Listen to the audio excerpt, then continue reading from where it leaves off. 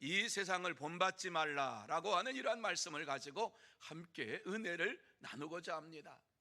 여러분, 우리 사회를 바라보면서 우리 사회가 지금 어떻게 되고 있는가 하는 것을 말로 하지 않아도 여러분의 마음속에는 다 응어리가 서 있는 줄 압니다. 보수주의가 뭐고 진보주의가 뭐고 도대체 어떻게 이 나라 이 민족이 지금 가고 있는가 하는 것을 안타까운 마음을 가지고서 날마다 기도하면서 살아가는 줄로 믿습니다. 전통을 중요시하는 보수주의자도, 또 새로운 것을 추구하는 진보주의자들도 하나가 되어야 할 터인데 하나가 되지 못하는 이러한 모습을 보면서, 양분된 모습을 보면서 얼마나 안타까운지 모릅니다. 그런데 신앙세계에서도 마찬가지입니다. 우리는 어떠한 것이 보수주의자인지 어떤 사람이 자유주의자인지 알지를 못하고서 우리는 신앙생활을 해갑니다. 그런데 보수주의자와 자유주의자에 대해서 많은 얘기를 하지만 도대체 자유주의가 뭐고 보수주의가 뭐고, 이와 같이 우리가 신앙생활을 하는 가운데에 이러한 것을 들으면 머리가 아파와요. 저도 머리가 아파와요. 그런데 일반적으로 보수주의자라고 하는 것은 성경 말씀대로 따르려고 하는 이러한 자들이 보수주의자고, 진보주의라고 하는 것은 성경 말씀을 해석해가지고 성경 말씀보다 더 앞질러서 나가가지고 이와 같이 하는 자들을 우리는 자유주의자들이라 이렇게 이야기를 합니다. 그런데 이러한 것을 생각해 보면서 예수님은 보수주의자일까 진보주의자일까 한번 생각해 보았어요. 어리석은 생각이에요. 그냥 한번 생각해 본 거예요. 요한복음 17장 말씀에 보면은 예수님께서 14절에 내가 세상에 속하지 아니함 같이 그들도 세상에 속하지 아니함으로라고 하는 이런 말씀을 볼 때에 예수님은 보수주의자구나라고 생각을 할 수가 있는데, 그 다음 구절, 내가 비옵는 것은 그들을 세상에서 데려가시기를 위함이 아니요 18절, 아버지께서 나를 세상에 보내신 것 같이 나도 그들을 세상에 보내었고 라고 하는 말씀을 생각해 볼 때에 예수님께서는 상당히 진보주의 이러한 분이셨구나 라고 생각을 할 수가 있습니다. 하지만은 이러한 말씀을 보면서 우리가 하나님은 어떠한 분이신가, 예수님은 어떠한 분이신가 하는 것을 분명히 알아야 되고, 예수님의 뜻이 무엇인가를 이 말씀을 통해서 우리는 알아야만 해요. 예수님은 우리가 이 세상을 멀리하기보다는 세상에서 우리에게 맡겨진 사명을 감당하기를 원하시는 하나님이신 것을 말씀하고 있습니다. 그래서 바울은 우리에게 너희는 이 세대를 본받지 말고 세상을 분별하며 하나님의 뜻을 이루며 살라고 말씀하고 있습니다. 자, 이 시간 본문을 보면서 어떻게 해야 하나님의 뜻을 이루는 삶을 살 수 있을까를 생각을 하시면서, 그렇다면 우리가 새해에 어떻게 해야지 하나님의 뜻을 이루는 변화된 삶을 살 수 있을까를 함께 나누면서 은혜 받는 시간이 되기를 원합니다. 자, 그러면 우리가 새해에 어떻게 해야 하나님의 뜻을 이루는 변화된 삶을 살 수가 있습니까? 오늘 이 본문의 말씀 중심으로 해서 이 말씀을 나눌 때 제일 첫 번째 우리에게 주시는 말씀은 우리의 몸을 드려야 한다, 이렇게 말씀을 해 주시고 있습니다. 우리의 몸을 드려야 한다는 것입니다.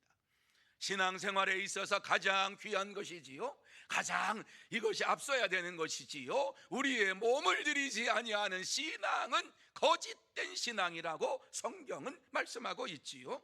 그래서 오늘 1절 말씀에 보면은 이렇게 말씀하지요. 그러므로 형제들아, 내가 하나님의 모든 자비하심으로 너희를 권하노니 너희 몸을 하나님이 기뻐하시는 거룩한 산 제물로 드리라. 이는 너희의 드릴 영적 예배니라. 이렇게 말씀을 하고 있습니다. 자, 여기에서 거룩이라고 하는 이 말씀은 깨끗하다라고 하는 이러한 말씀보다도 구별하다라고 하는 의미가 더 많이 담겨져 있습니다. 무슨 말씀이지요? 하나님께서 우리의 몸을 산 제물로 구별하여 드리라는 말씀입니다. 우리의 몸을 하나님께서 기뻐하시는 거룩한 산 제물로 영적 예배를 드리는 자가 되라고 말씀해 주고 있습니다. 그렇습니다.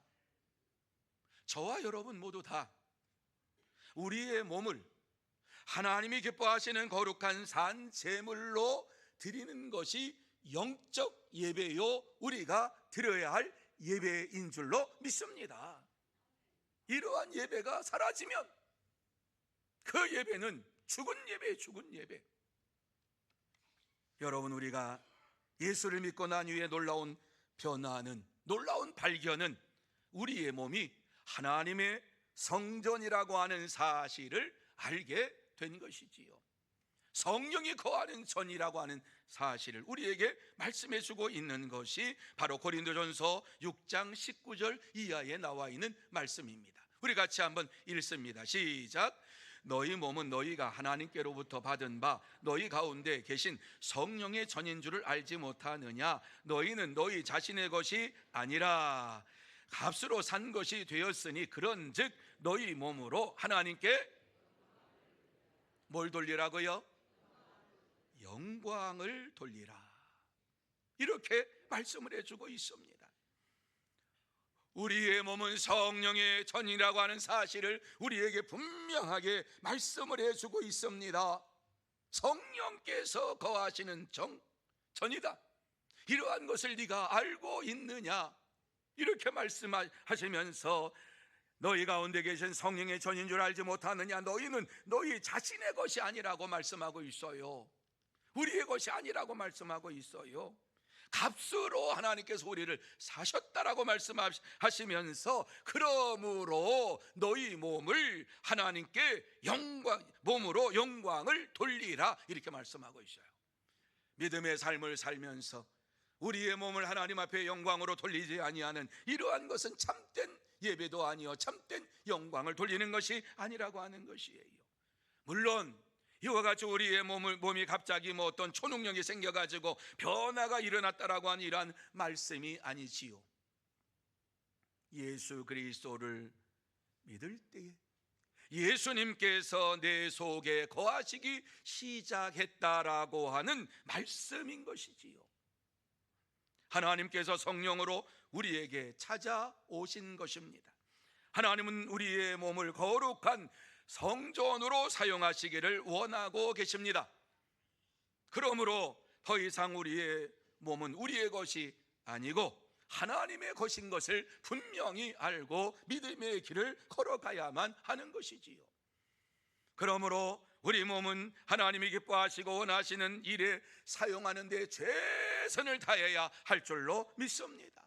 하나님께서 쓰시겠다고 하면 우리의 몸과 마음과 정성 모든 것 다 드리는 이러한 삶이 이루어져야만 되는 것입니다. 그래서 바울은 너희 몸을 하나님이 기뻐하시는 거룩한 산 제물로 드리라 이렇게 말씀하고 있습니다. 여러분, 우리는 우리의 몸이 성령의 전인 것을 깨닫고 우리 몸을 거룩한 산 제물로 드리는 영적 예배자가 되어야 할 줄로 믿습니다. 영적인 예배자가 되어야지만이 참된 믿음의 삶을 살아가게 되는 것이에요. 새해를 맞이하면서 우리의 몸을 하나님 앞에 드리고 하나님께서 우리의 몸을 받아주심으로 인하여서 참된 예배자로 인정받는 이러한 한 해가 되어야 할 줄로 믿습니다. 참된 성도는 자신의 몸이 성령의 전인 것을 알고 매주일 산 제물로 하나님 앞에 나와서 온전한 예배를 드리기에 힘씁니다. 그러므로 저와 여러분 모두 다 새해를 맞이하여서 나의 몸이 성령의 전인 것을 알고 매주일마다 산 제물로 하나님 앞에 나와서 온전한 예배를 드리는 참된 성도가 다 되시기를 축원합니다. 두 번째로 우리의 마음을 새롭게 해야 한다고 말씀하고 있습니다. 같이 한번 읽습니다. 시작. 우리의 마음을 새롭게 해야 합니다. 무엇을 새롭게 한다고요? 마음이 새로워지면 모든 것이 새로워집니다. 상황이 바뀌지 않아도 우리의 마음이 바뀌면, 우리의 마음이 새로워지면 모든 것을 새롭게 보게 되는 것입니다. 이것이 바로 성령의 역사요, 하나님의 역사입니다. 우리가 새해를 맞이하면서 묵은 마음을 가지고 이 새해를 맞이하면은 하나님의 역사하심을 우리는 이 새해에 볼 수가 없습니다. 이 새해를 맞이하면서 마음을 새롭게 하고 하나님의 역사를 바라보는 저와 여러분이 되어야 할 줄로 믿습니다.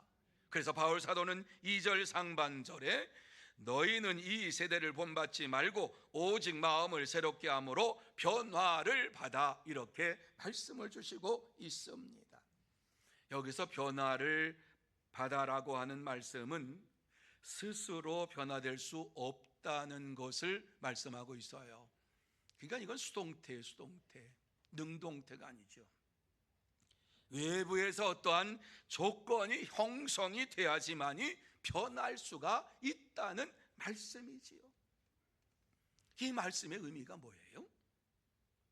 이 세상을 본받지 않고 오직 마음을 새롭게 하려면 하나님의 능력이 있어야 한다, 이런 말씀이에요. 하나님의 역사하심이 우리에게 있어야 한다. 여러분, 우리의 마음이 얼마나 요동을 칩니까? 상황에 따라서, 사건에 따라서 우리의 마음은 갈대와 같이 움직이는 이러한 모습을 보게 됩니다. 우리는 사람으로 인하여서 많이 상처도 받고 뿐만 아니라 용기도 얻지만은 너무 쉽게 이리저리 이와 같이 쓸리는 모습을 보게 되는데, 이러한 모습을 보면서 하나님께서는 우리의 마음이 쉽게 부패할 수 있기 때문에 세상을 멀리하고 하나님을 가까이 하라고 말씀하고 있습니다. 하나님을 가까이 하는 자가 하나님의 능력을 체험하게 될 줄로 믿습니다.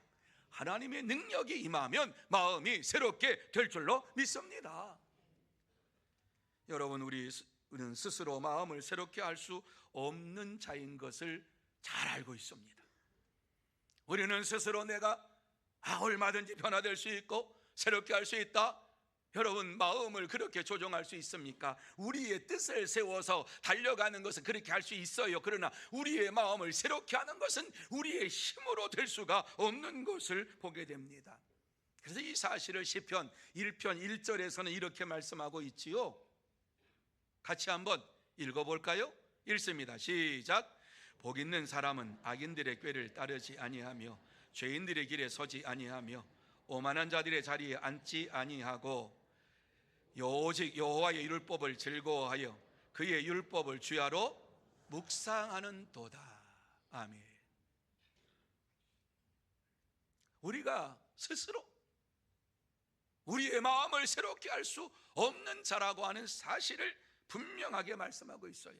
그래서 복 있는 자는, 복된 자는, 이 말씀을 단서를 달아놨잖아요. 그 다음에는 악인의 길을 따르지 아니하며 죄인의 길에 서지 아니하고 오만한 자리에 앉지 아니하고, 이 말씀 무슨 말씀이에요?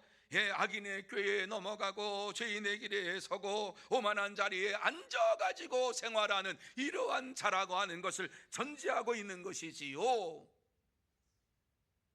복 있는 자는 이러한 것을 아니하고 오직 여호와의 율법을 즐거워하며 그 말씀을 주야로 묵상하며 살아간다라고 말씀하고 있습니다. 다시 말씀드려서 이와 같이 죄된 모습에서, 악한 모습에서, 오만한 자리에서 벗어날 수 있는 것은 하나님의 말씀을 주야로 묵상하는 데에 달려있다라고 말씀을 하고 있어요. 하지만 우리는 삶의 현장에서 하나님의 말씀을 순종하는 것보다 불순종할 때가 너무나도 많이 있어요. 우리가 진짜 믿음의 사람이라고 하면은 하나님의 말씀에 어긋난 것에 대해서는 쳐다보지도 말고 딱 끊어버려야 돼요. 그런데 어때요? 우리의 마음이 흔들려요. 하나님의 말씀에 어긋난다 할지라도 내게 유익이 되고 내게 물질적으로 좀 무엇이 도움이 되면은 하나님의 말씀보다도 그것을 택하기를 먼저 하는 이러한 삶이 우리 속에서 얼마든지 있잖아요.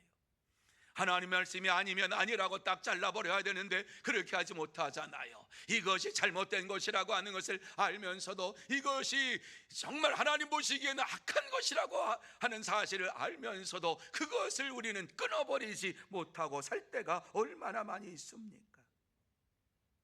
그래서 하나님께서 오늘 우리에게 악인의 꾀를 따르지 말고 죄인의 길에 서지 말고 오만한 자리에 앉지 말라고 말씀을 우리에게 주시고 있어요. 그러면서 하나님의 말씀을 주야로 묵상하며 사는 자가 되라고 말씀을 하고 있습니다. 그렇습니다.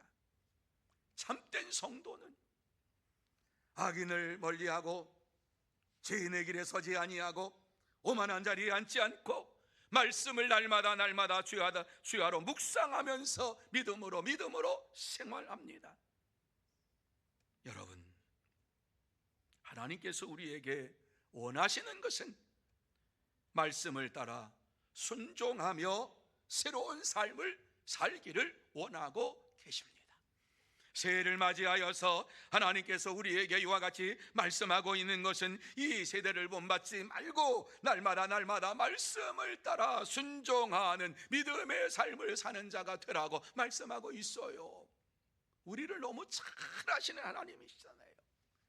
읽어야지 말씀대로 살아야지 그러면서 말씀을 놓은 지도 오래됐고 말씀을 따라 순종하는 것도 오래됐고 지난 한 해 동안 여러분 이제 성경 일독 합시다. 근데 일독을 안 하신 분이 많잖아요. 오늘 보니까 한 400명 정도만 일독을 했어요. 우리 교회 성도들 가운데에. 어떤 분은 뭐 수십 독을 했어요. 얼마나 감사한지 몰라요. 우리가 이와 같이 날마다 순종의 삶을 살면서 마음을 새롭게 하기 위하여서는 하나님의 말씀을 5분이라도 더 읽고 지켜 행하는 일에 힘써야 될 줄로 믿습니다. 새해를 맞이하여서 다시 한번 결단하십시다. 하나님의 말씀을 이와 같이 날마다 읽고 우리의 심령이 새롭게 변화를 받아 정말 하나님을 더욱 사랑하는 이러한 믿음의 길을 걸어가는 저와 여러분이 되어야 할 줄로 믿습니다. 이 시간 다시 한번 내가 하나님의 말씀을 가까이 하고 하나님의 말씀으로 마음을 새롭게 하여 변화된 이러한 믿음의 삶을 살기로 다짐합니다. 결단합니다. 이렇게 고백하면서 하나님 앞에 더 가까이 나가는 참된 성도, 복된 성도가 다 되시기를 축원합니다. 세 번째로 하나님의 뜻대로 살아야 한다. 그렇습니다. 하나님의 말씀 우리가 읽어요. 하나님의 말씀 우리가 들어요. 하나님의 말씀 우리가 묵상해요. 하나님의 말씀을 따라서 순종하며 살아가는 삶이 마지막 우리에게 필요하다는 것이지요. 그런데 하나님의 뜻대로, 내 뜻이 아니라 하나님의 뜻대로 살아야 될 줄로 믿습니다. 새해를 맞이하여서 우리의 지난 모든 것들 다 내려놓고 옛상을 다 내려놓고 이와 같이 이제부터는 하나님의 뜻대로 살기를 원합니다라고 하는 이러한 믿음의 고백이 저와 여러분의 삶 속에 이루어져야 될 줄로 믿습니다. 그래서 오늘 2절 말씀에 보면 하나님의 선하시고 기뻐하시고 온전하신 뜻이 무엇인지 분별하도록 하라, 이렇게 말씀을 하고 있어요. 같이 한번 읽어보시겠습니다. 시작. 하나님의 선하시고 기뻐하시고 온전하신 뜻이 무엇이든지 뭐하도록이요? 분별하도록 하라. 분별. 마지막 때가 되면 될수록 분별력이 있어야 돼요. 영적인 분별력이 있어야 돼요. 하나님의 말씀을 따라서 사는데 어떤 하나님의 선하신 뜻이 무엇인지, 하나님이 기뻐하신 뜻이 무엇인지, 하나님이 온전한 뜻이 무엇이든지 분별해야 한다고 말씀하고 있어요. 분별해야 하는 것은 성령의 역사하심을 받아야 된다는 말씀이지요. 성령의 충만함을 받아야 한다라고 하는 것이지요. 하나님의 뜻을 분별할 수 있는 사람은 성령의 사람만이 이와 같이 하나님의 뜻을 분별할 수가 있습니다. 그래서 새해를 시작하면서 내 뜻을 하나님의 뜻에 맞추고 하나님이 원하시는 것이 무엇이든지 분별하여 살기를 원합니다라고 하는 이러한 믿음의 결단이 저와 여러분의 삶 속에 이루어져야 될 줄로 믿습니다.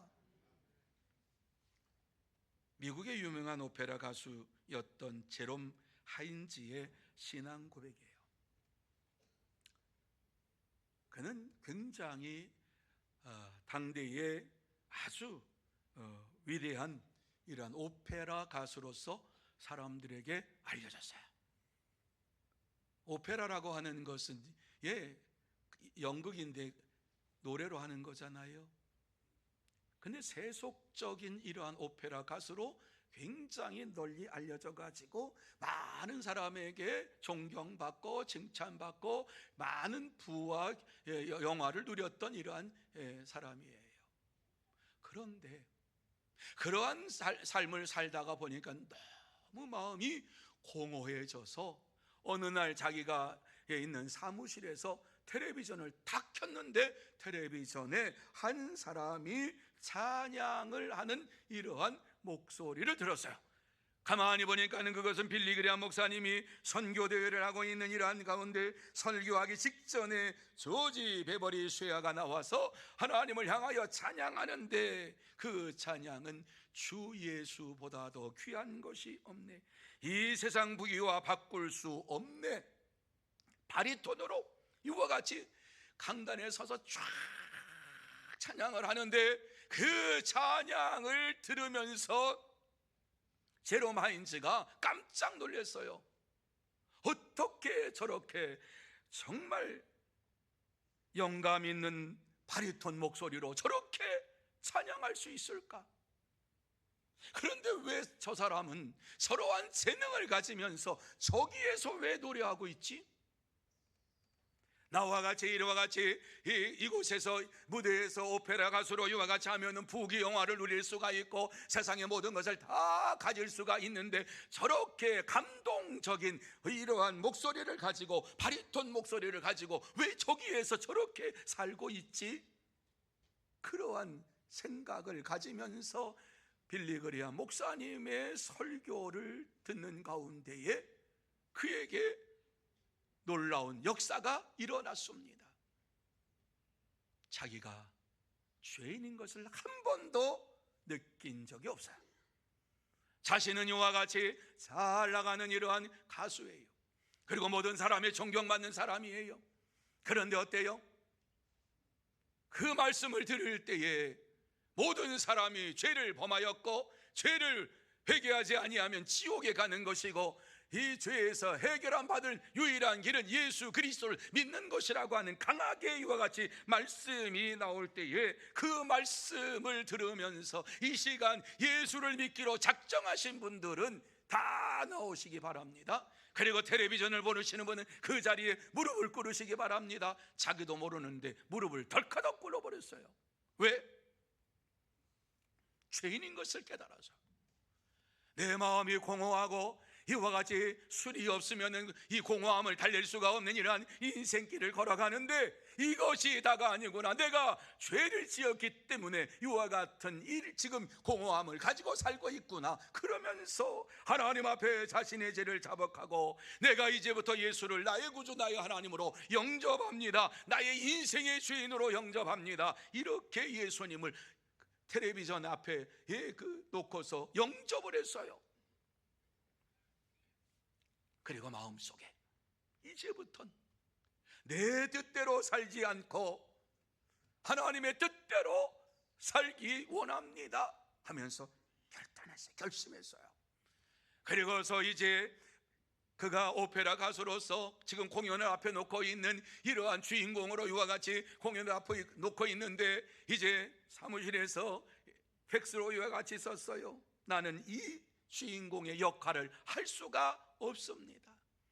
이것은 세속적인 것이고 나를 죄짓게 만들었고 나를 죄악 속에 살게 만들었던 이러한 것이기에 나는 이제부터 예수를 나의 구주로 영접하게 되었습니다. 나는 어떠한 해약금을 얘기한다 할지라도 다 지불하겠습니다. 그러면서 이와 같이 팩스를 보내버렸어요. 그 순간 마음속에 이루 말할 수 없는 기쁨이 찾아오는데, 한 번도 경험하지 못했던 기쁨이 그의 심령 속에 차고 넘치게 되었어요.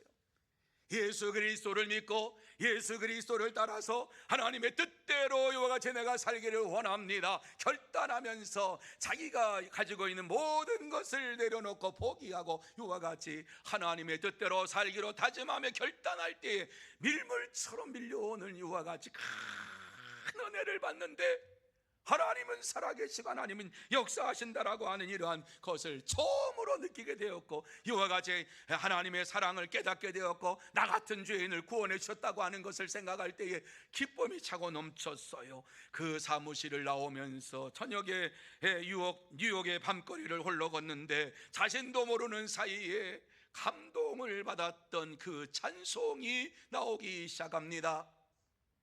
주 예수보다 더 귀한 것은 없네. 이 세상 부귀와 바꿀 수 없네. 영죽을 내 대신 돌아가신 그 놀라운 사랑 잊지 못해. 세상 즐거움 다 버리고 세상 자랑 다 버렸네. 주 예수보다 더 귀한 것은 없네. 예수밖에는 없네. 이 찬양이 그의 입술에서 나오기 시작했어요. 그렇습니다. 내 뜻을 내려놓고 하나님의 뜻을 따라 살아갈 때에 저와 여러분의 심령 속에 기쁨이 넘치게 될 줄로 믿습니다. 여러분, 하나님의 뜻대로 살기로 결단할 때에 기쁨의 삶을 살게 되고, 또한 세상을 변화시키는 이러한 주인공으로 살아가게 될 줄로 믿습니다. 나의 뜻을 내려놓으십시다. 하나님의 뜻을 먼저 생각하며 살아가십시다. 내 속에 주시는 기쁨을 가지고 살아가십시다. 그렇습니다. 새해를 시작하면서 나의 뜻을 내려놓고 하나님의 뜻대로 살기로 다짐하며 결단할 때에 기쁨이 넘치는, 능력이 넘치는 믿음의 삶을 살게 될 줄로 믿습니다. 이러한 믿음의 삶을 살아가는 참된 성도, 복된 성도가 다 되시기를 축원합니다. 이제 말씀을 마무리합니다. 이 시간 하나님께서 우리에게 하시고 싶은 말씀이 무엇이지요? 새해에는 자신의 뜻을 내려놓고 하나님의 뜻을 따라 살라, 이 말씀입니다. 하나님의 뜻을 따라서 살기로 힘쓰며 애쓰는 한 해가 되어야 할 줄로 믿습니다. 그럴 때에 우리는 참된 예배자가 되고 하나님이 인정하시는 믿음의 길을 걸어가는 이러한 자가 될 줄로 믿습니다. 영적인 잠에서 깨어나서 세상을 본받지 말고 하나님의 뜻을 따라서 살기로 결단하면서 믿음으로 생활하십시다. 하나님이 주시는 기쁨을 가지고 살고 하나님께서 나를 통해서 이루시고자 하시는 뜻이 무엇인가를 분별하며 이 새해에 하나님께서 반드시 나를 사용하여 주셔서 하나님의 뜻을 이루어 주실 줄로 믿습니다. 하나님께서 역사해 주실 줄로 믿습니다. 이러한 믿음의 삶을 사는 여러분들이 다 되시기를 예수님의 이름으로 축원합니다. 기도하십시오.